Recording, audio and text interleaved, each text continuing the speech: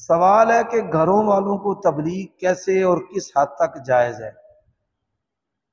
भाई तबलीग जो है, आप बहैसियत सरबरा मुअस्सिर है और जिम्मेदार हैं। आप अपनी बीवी को, बेटी को, औलाद को नसीहत करें और उनको साथ अपने नेकी करवाएं और उनके हाथों से नेकी करवाएं, मिलकर नेकी करें। इस तरह उनकी जो इस्लाह है वो आसान मुमकिन होगी। मैं इसकी मिसाल देता हूँ।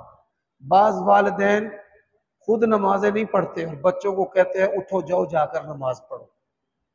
बच्चे गली का चक्कर लगा के आके फिर अंदर सो जाते हैं। मेरे कुछ रिश्तेदार हैं, मेरे वालिद मोहतरम हमें उठाते थे, अपने साथ लेकर जाते थे।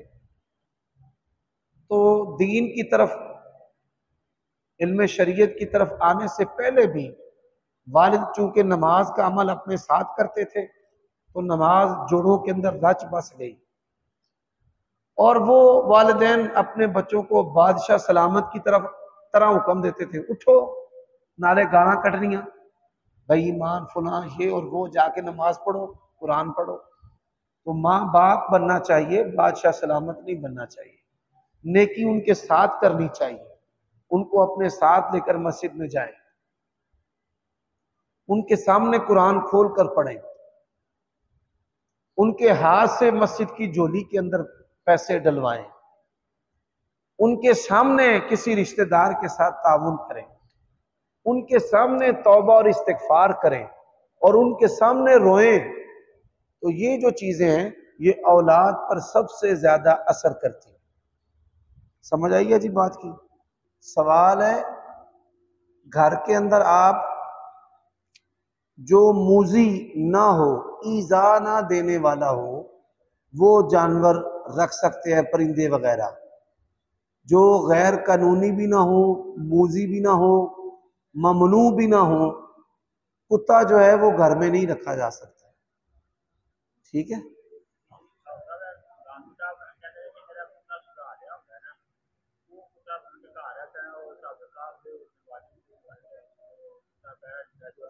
इस्लाम के अंदर कुत्ता रखने की कल्बे ज़र, खेती के लिए कुत्ता रख लें, इसी तरह चौकीदारी के लिए कुत्ता रख लें। तो ये कुत्ते का ताल्लुक, हमारे यहाँ शौक में कुत्ता रखा जाता है। कुत्ते शौक जिन्होंने आंदे ने सी पंजाबी जुबान दे विच, कुत्ते शौक दी इस्लाम दे विच इजाजत नहीं। जरूरत की बुनियाद पर जो है ना, जरूरत की बुनियाद पर घरों में कुत्ते रखने की इजाजत क्यों नहीं है कि घरेलू जो कुत्ते हैं ना वो काट लेते हैं। हमसायों के बारे में बड़ा कड़ा हुक्म है।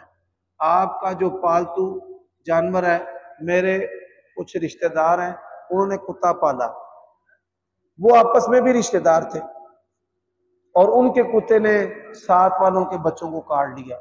एक दफा काटा छोड़ दिया, दूसरी दफा काटा छोड़ दिया, एक दफा उसने सारे बच्चों को काट लिया। खेल रहा था, कुत्ता जो है वो छूट गया कहीं से और उसने बारी बारी सबको काटा।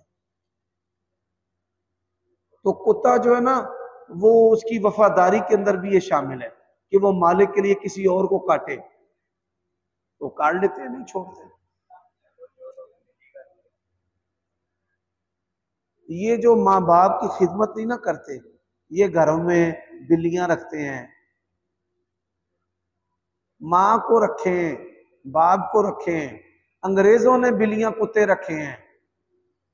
अंग्रेजों को देखकर ये शौक नहीं करने कि आप अंग्रेजी फिल्म देखें, उसमें एक बड़ा पालतू कुत्ता है और अगले दिन आप कुत्ता ढूंढते फिरें, जी मैंने भी पालतू कुत्ता रखना है जी। नहीं, सुभान अल्लाह, बिल्ली जो है वो तो पालतू घरेलू जानवर है जिसके पालने की गुंजाइश है, लेकिन हाँ गुंजाइश है, लेकिन बाज बिल्लियां जो हैं वो भी बड़ी मूजी होती हैं। दुख देने वाली बिल्ली नहीं, गुआंढियों की हर शह चट कर जाए ते तुहाडे घर मासूम बन जाए। असीं की आने हुण मासूम बिल्ली बन गए, भाई कार्रवाई पा लिया ते पता भी नहीं लगन दिता। तो मकसद ये है, हमसायों के बड़े हुकूक है, ऐसा जानवर ना रखें जिससे। अब हमारी मस्जिद के साथ ही एक बंदे ने पालतू कुत्ता रख लिया, वो जब जमात खड़ी होनी तो उसने भौंकना, जब अजान होनी उसने भौंकना। हमने ना सब्र किया, फिर जो है ना उसको महल्लेदारों ने कहा कि तूने ऐसा शौक रखा है, जब अजान होती है भौंकता है। तो जब अजान होती है तो उसके कुछ अरसा बाद जो है उसने फिर छोड़ दिया, उसको कहीं भेज दिया। कई आजमाइशें भी उस पर आई इस वजह से। गफलत जब इंसान में होती है तो आजमाइशें भी आती। सवाल है कि वालिद साहब सारी जिंदगी अपनी औलाद को ना पूछें, जब औलाद जवान हो जाए फिर कहे कि मैं तुम्हारा बाप हूं, मुझे संभालें, तो इसके बारे में इस्लाम की क्या राय है? माँ बाप और औलाद, इन पर हुकूक व फराइज हैं। अब शरीयत जो है वो दोनों को पाबंद करती है कि वो अपने हुकूक व फराइज पूरे करें। वालिदैन औलाद की तरबियत, तालीम, उनकी जरूरियात को पूरा करें। अगर बाप ऐसा नहीं करता तो आपको इजाजत नहीं है कि आप उससे बदला लें और आप कहें कि आपने तो हमारी जरूरियात पूरी नहीं की और अब आप कहते हैं कि मुझे संभालो। तो भाई आपके जिम्मा संभालना है, खा आपके वालिद साहब जरूरियात पूरी करें ना करें, ये बात याद रखें। बाज जो बंदे होते हैं वो कमाते नहीं है, उनका इन्हिसार वालिदैन पर होता है और उनकी शादी हो जाती है। शादी के बाद माँ बाप माल देते रहते हैं, खर्च करते रहते हैं, या बीवी मेहनत करती है, हाथ से काम करती है, या लोगों के घरों में मेहनत करती है, और बंदा जब बूढ़ा हो जाता है तो फिर उसकी औलाद कहे कि तूने अपनी जिम्मेदारी अदा नहीं की, लिहाजा हम तुझे नहीं संभाल सकते, तू भी घर से निकल जा। ऐसा करना दुरुस्त नहीं है। जो इलेक्ट्रॉनिक डिवाइसेस हैं, वो मोबाइल हो, वो एलसीडी हो, इनका इस्तेमाल अच्छा भी है बुरा भी है। इसको बनाना ये इस्लाम के अंदर हराम नहीं है, इस्तेमाल इस पर इन्हिसार है फतवे का। इस्तेमाल करने वाला अगर दुरुस्त इस्तेमाल करता है तो ठीक है, और अगर दुरुस्त इस्तेमाल नहीं करता तो गलत है। हरमैन के अंदर एलसीडी लगी हुई हैं, उनके ऊपर नमाजों का वक़्त आता है, हदीसें आती हैं, मुख्तलिफ जो नोटिस हैं वो उसके साथ नशर किए जाते हैं।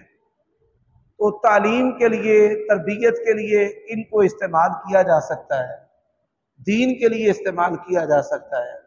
तो इसका फी नफ्से ही बनाने का ताल्लुक हलाल व हराम के साथ नहीं है। अब कोई शख्स इनके जरिया गुनाह करे तो वो शख्स जो है वो जिम्मेदार है।